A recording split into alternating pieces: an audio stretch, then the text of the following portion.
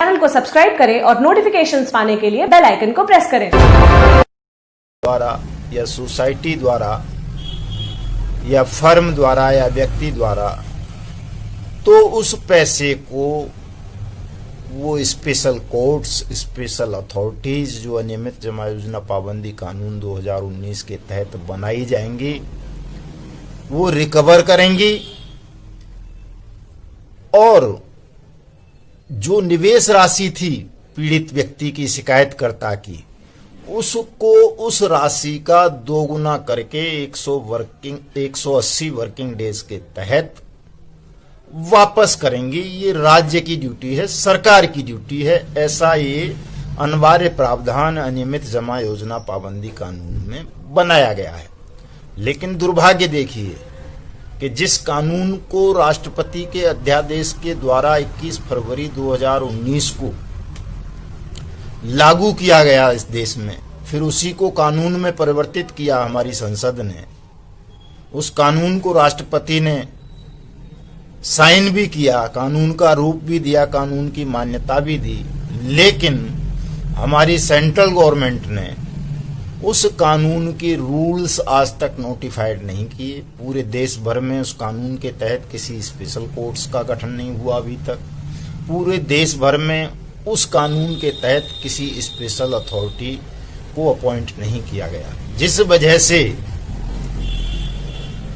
हमारे लाखों भाई बहनों को जो ठगी पीड़ित हैं, बहुत सारी अलग अलग भिन्न भिन्न स्कीम्स के नाम पर जिन्हें ठगा गया है, अलग अलग कंपनियों द्वारा, अलग अलग लोगों द्वारा ठगा गया है, उन किसी का भी ट्रायल अनियमित जमा योजना पाबंदी कानून 2019 के तहत नहीं हुआ और न किसी का पैसा रिकवर हुआ।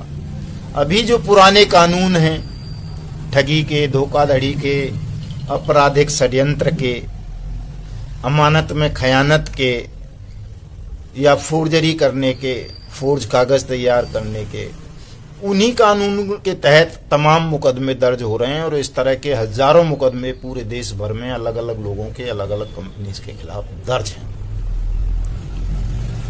और उन कानूनों के तहत बड़ा लंबा प्रोसीजर है, चूंकि अदालतों पर बहुत बोझ है, पुलिस एजेंसीज पर बहुत बोझ है, वो सालों साल ट्रायल चलता रहता है और सालों साल मुकदमे लटके रहते हैं और लोगों का पैसा फंसा रहता है।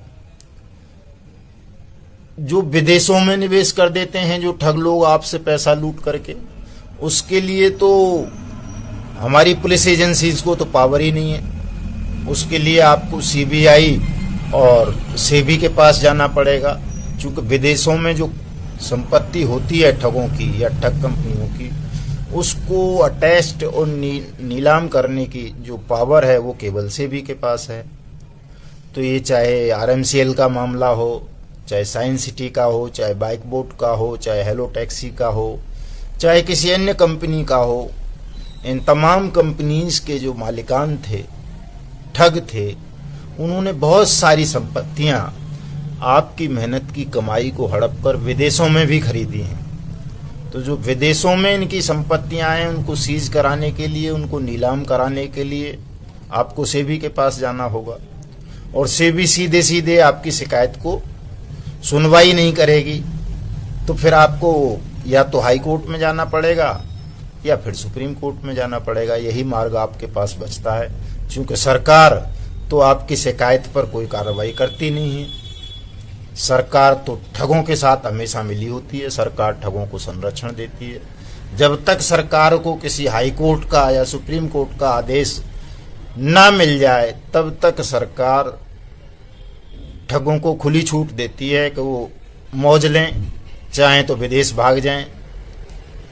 विजय माल्या, नीरव मोदी और मेहुल चौकसी और राशिद नसीम की तरह।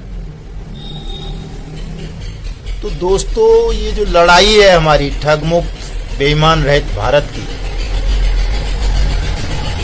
ये कोई ठगों से लड़ाई नहीं है। इस चीज को आप ठीक से समझ लें, गांठ बांध लें कि ये जो आपकी लड़ाई है, जो लगती है कि आप ठगों से लड़ रहे हैं, वो ठगों से लड़ाई नहीं है। वास्तव में वो लड़ाई हमारे बेईमान सिस्टम से है। तो बेईमान सिस्टम ठगों को नियंत्रित करने में नाकामयाब है, उनसे मिला हुआ है, उनको संरक्षण देता है। इसलिए आपकी ये लड़ाई बहुत लंबी खिंच जाती है। मैं ये चाहता हूं कि ये लड़ाई लंबी ना खिंचे, आपकी पीड़ा को और ज्यादा गहरा ना किया जाए।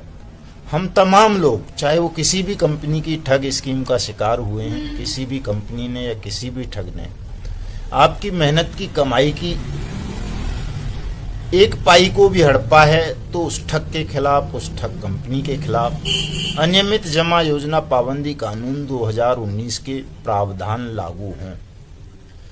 कुछ लोग ये कहते हैं कि साहब बाइक बोट तो बंद हो गई थी